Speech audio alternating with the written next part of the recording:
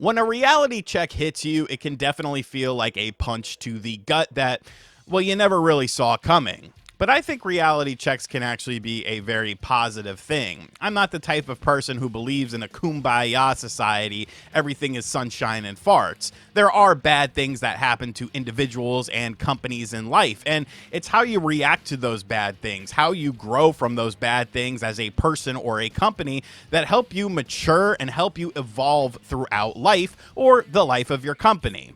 And I definitely feel like Nintendo just got a large reality check when it comes to Mario Tennis Fever for the Nintendo Switch 2.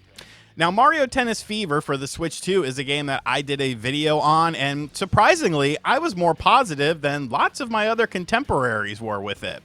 I actually really enjoyed this game, and I'll talk a little bit about why I enjoyed it as the video goes along, as that does pertain to the reality check, but it seems like it kind of got a bit of mediocre scores. But that's not a big deal. It's a Mario game. He's on the cover. The game is going to sell crazy numbers, right? Right?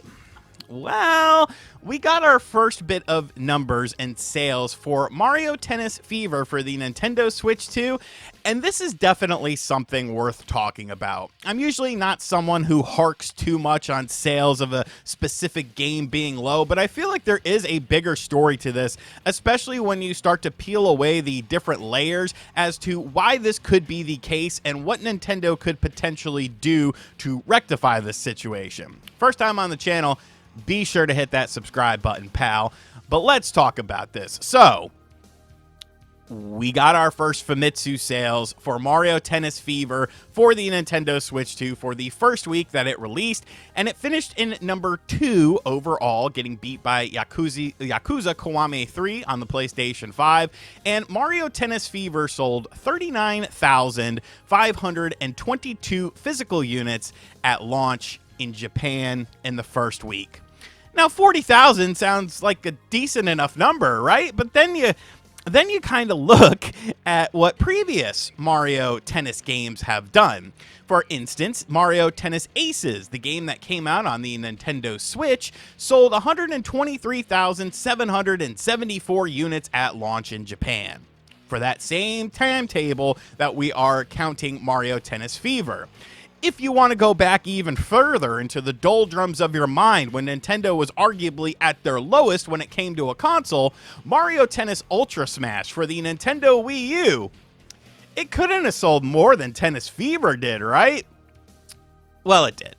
Mario Tennis Ultra Smash for the Nintendo Wii U sold approximately 55,000 units in the same timetable as Mario Tennis Fever sold in its first week. So, you know, 123,000 to roughly a little bit near 40,000 physical units is quite a big drop-off. And the fact that it did not even outsell the Wii U game, which nobody owned a Wii U, that is a reality check. That is a massive punch to the gut. And people have been theorizing different things and spouting out different things, and that's kind of what I want to focus on for this video and give my thoughts on it, because I feel like a lot of people are just wrong or just aren't reading the room right. Now, the first thing that I saw pop up with this was, of course, well, hey, you know, the Switch 1 had been out longer and, you know, it had more system sales than the Switch 2 did in Japan. Now, part of that statement is indeed correct.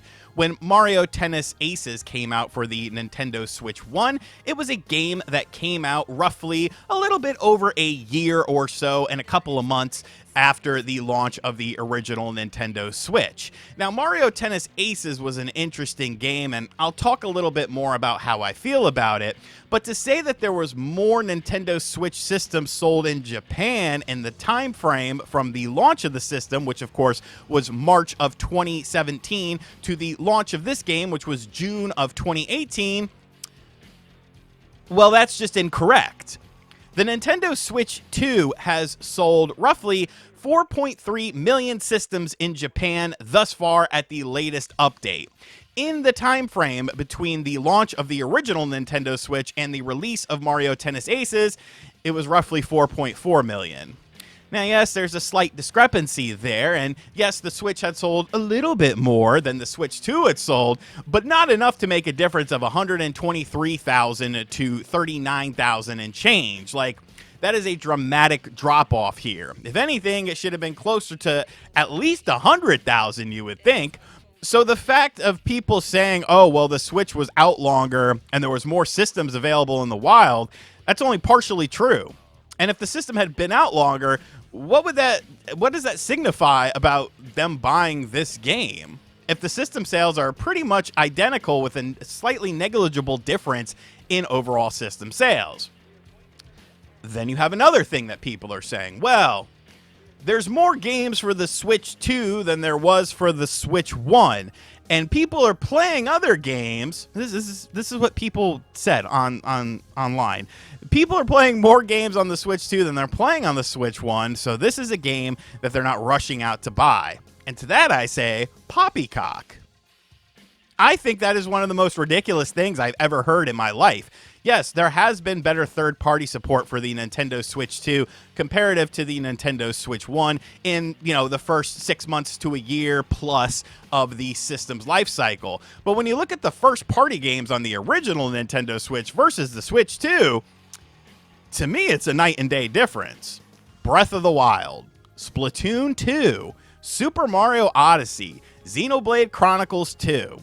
Compare that to what we've gotten on the Nintendo Switch 2, which was Mario Kart World, Donkey Kong Bonanza, Kirby, Metroid, and now Mario Tennis Aces. I didn't even mention Mario Kart 8 Deluxe because I forgot that came out for the Switch 1 in its first year, but that also did come out. And of course, it was a better version of the original Wii U game, and it went on to sell like gangbusters. Most people don't buy a whole hell of a lot of third-party games on the Nintendo Switch platforms or on Nintendo platforms in general. Yes, niche third-party games can sell very well, but for the most part, a lot of your major games that come out for the Switch, or Switch 2 in this instance, that are third-party titles, usually don't see anywhere near the amount of sales that something like a PlayStation 5 version of a game does. So Nintendo fans tend to buy Nintendo software, and with the last two releases being Kirby Air Riders and Metroid Prime 4, two games that were definitely disappointments to me, I don't think that holds weight in this situation. Mario Tennis Fever, I think, came out at a perfect time frame. So now that we've kind of gotten all of that stuff out of the way, what do I think is the cause of this? I really think that there are three different scenarios that exist as to why Mario Tennis Fever only managed to sell what it managed to sell, a little over 39,000 units, comparative to Mario Tennis Aces, which of course sold nearly 124,000 units in the same amount of time. The first thing that I think could be playing a role is the fact that digital gaming is indeed on the rise. Now, this is something that has been talked about from time to time, but obviously digital spending in 2026 is higher than it was in 2018. Nintendo only reports on physical game sales. They, for whatever reason, never give away digital information unless they do it at like an investors meeting or something like that. So it's a very peculiar thing, and I don't really understand the reasoning behind it, but maybe a large segment of people decided to go digital with this release. I don't think that really holds too much weight, especially when you look at the Japanese marketplace and how they do enjoy their physical gaming products. I don't think that that was necessarily the case, but I do think it could help bump up the numbers for Mario Tennis Fever. But then in the same breath, it would bump up the numbers for Tennis Aces as well, because you could buy that game digitally on your Switch the same way you could buy Mario Tennis Fever on the Nintendo Switch 2. The second thing is something I think is a bit more plausible, and that is people felt a bit burned by Mario Tennis Aces, and really all of the Mario sports games on the Nintendo Switch, because all of these games had the same sort of core principle: release with not a lot of content, but over time beef up the content. When people talk about Mario Tennis Aces to me and they have all these positive feelings about it, I feel like it's a very rose-tinted glasses situation. I think you're looking at things in hindsight, which is always 2020. You're looking at the final build of the game with all the additional stuff added in. You're not taking into account that when this game launched, it was pretty bare bones.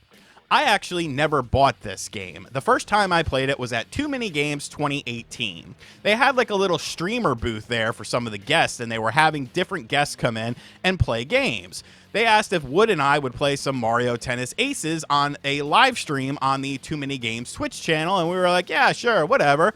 And I had never played it, and I don't think he had ever played it either.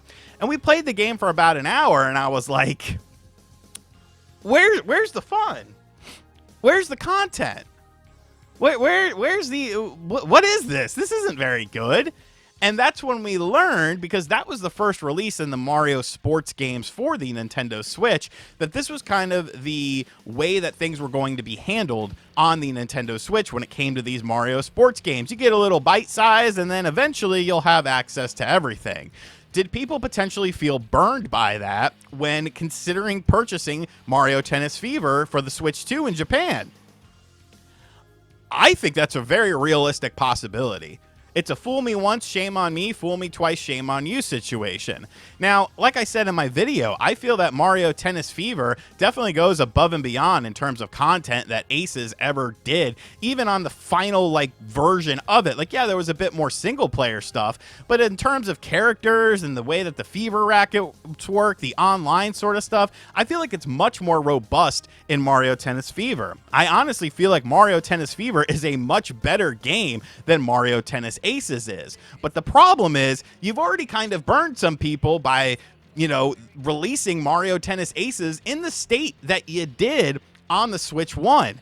And I think it makes people very hesitant potentially towards picking up something for their Switch 2 that has that Mario Sports on it. You've kind of tainted it a little bit. You kind of put a little bit of stank on it. I think that could be a potential problem. And the final reason that could be what is playing a role in this is definitely the biggest elephant in the room when it comes to first-party Nintendo games. And that, my friends, is, of course, variable pricing. Because Mario Tennis Aces was a $60 game, which was very normal for people. Mario Tennis Fever is, of course, a $70 game. And yes, it's only a $10 difference. But in this economy, $10 can be somewhat make or break for people. I think the gaming industry and really the economy, when you compare it to 2018 to now as far as extra spending habits are concerned, it's a very different world. It's a post-COVID world. It's a completely different ball game. People lost out on tons and tons of money and were given these little checks, stimulus checks, to kind of pad their fears and stuff like that. But jobs were lost. Economies were shut down. Things happened behind the scenes that you and I will probably never find out about unless a whistleblower comes along. And I think we can all agree that the economy has been in shambles since this sort of thing happened. Interest rates went up. Housing markets went up. Everything just continually goes up. Look at your electric bill now. That's a whole nother fucking story. I cannot believe my electric bill for next month. I'm going to write my congressman and nothing is going to happen. But what I'm saying is it's more expensive to live in 2026 than it was in 2018. We've seen it across the board with video game spending. We saw it with the NPD sales. Video game spending is down. And yes, people are buying the Switch 2 at a very fast rate. But if you're not buying software for the system, then that kind of opens up a whole nother can of worms. I think people are being more selective with the games that they're buying. And I don't think it's necessarily any one of these three things, but I think if you kind of group all three of these things together and kind of look at how the impact is both on video game spending in general, and looking at a Mario sports game in 2026 and asking the consumer to hand you over $70 for that game, it can be a tough pill to swallow.